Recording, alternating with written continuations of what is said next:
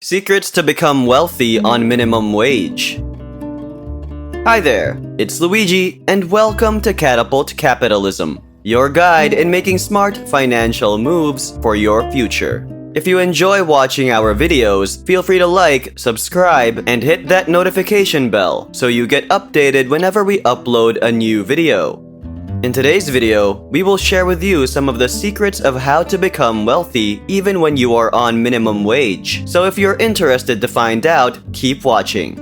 The good news is that it is possible to get rich on minimum wage. A common myth that we'd like to bust is that you can only build wealth if you make a lot of money. A higher income does make things easier, but things might only work out if the money is spent in the best way.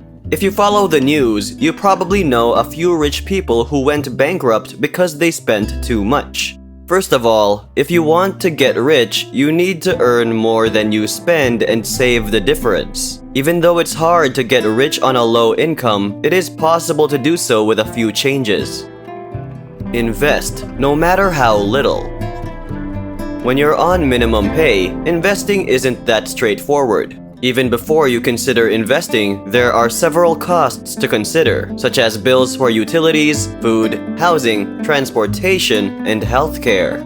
These costs eat up a sizable portion of your take-home pay. Even using up a small amount of money may go a long way and have a big effect when you have a low wage, and a lot of it is spent on necessities. Small sums can turn into large sums of money when invested over a lengthy period of time. Compound interest is a key component of investing's ability to generate wealth.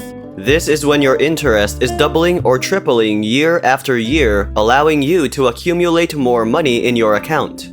In order to begin investing your money, you must first begin saving away a portion of your earnings. In general, the more money you save for investments, the better. Even if you're on a tight budget, it doesn't mean you can't do the same. Determine where you'd like to invest your money before deciding. Once you've decided what you're going to invest in, it's always a good idea to keep an eye on it and see whether you need to adjust your strategy or spend additional money on it.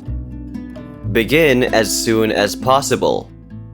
The sooner you put your money to work, the less money you'll have to save each month to achieve your goals. When it comes to procrastination, a lot of us may have similar behaviors. For some of us, because we believe we have endless time on our hands, we put off important tasks like finding our ideal employment, saving for our golden years, and making other alterations to our daily routines. However, for a low-income person, time is one of the most important tools for wealth growth, and you must maximize the time you have available. Don't put off or waste money because you believe you have months or years to accumulate a fortune.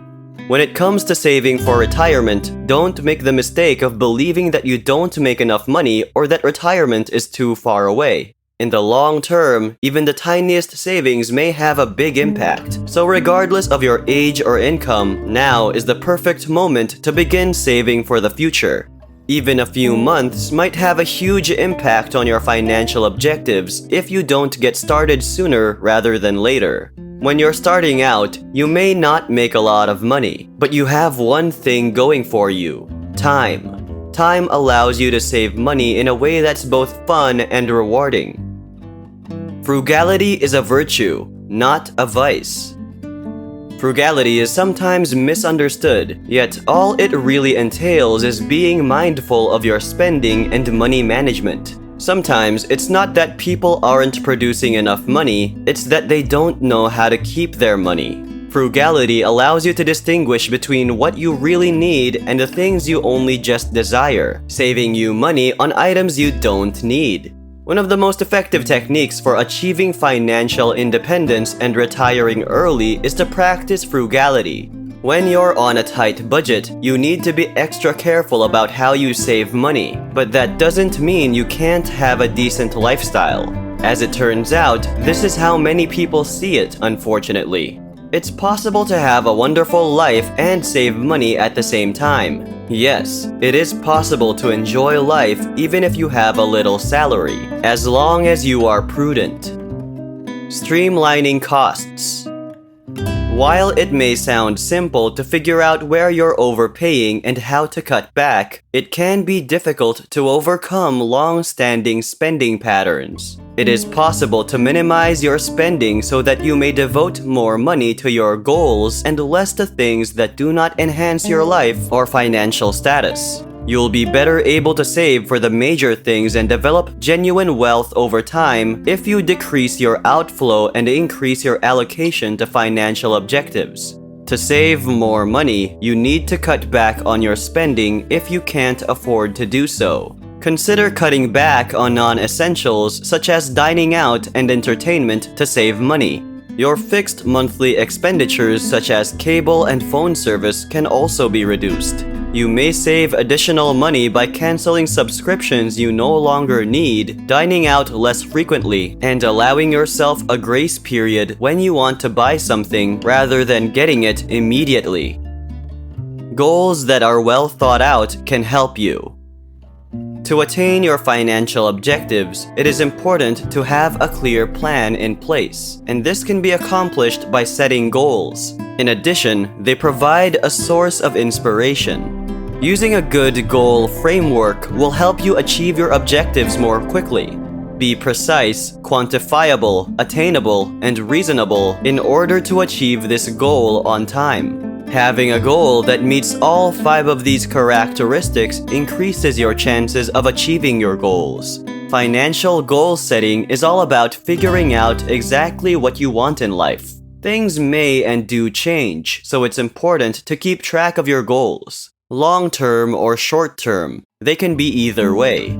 A crucial first step in achieving financial stability is to make a list of short-term and long-term objectives. If you don't have a precise goal in mind, you're more likely to overspend.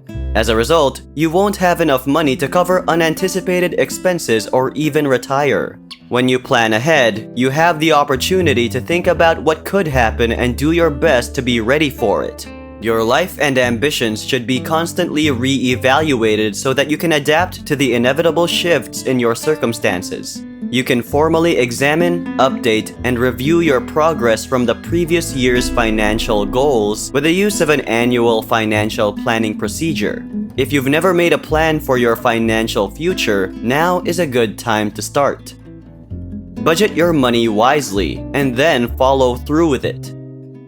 No matter how much money you make, a budget is a need for everyone. A minimum wage worker will have to be much more careful with their finances because they have less income and cannot afford to waste any. With a budget, you can keep tabs on your progress toward the objectives you've set. And in addition, establishing a budget offers you a sense of financial control that alleviates some of the stress that comes with managing money. Finally, putting your income and spending into a budget forces you to be aware of your financial condition, which will lead you to make better financial decisions in the long term. Budgeting may sound like a lot of work, but it may really help you save more money in the long run.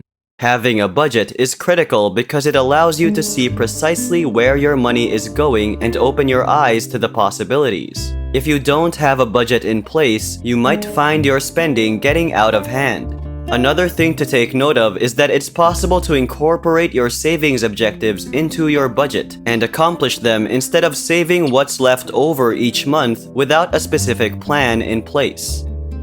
Supplement your salary. Supplemental income might help you save for retirement, pay off debt, or have extra cash. Supplemental income is obtained beyond your usual income. It's possible to get rich on minimum wage, but it takes a long time. Having many revenue streams can help folks who aren't so patient. Bonuses, overtime, back pay, and commission can boost your revenue.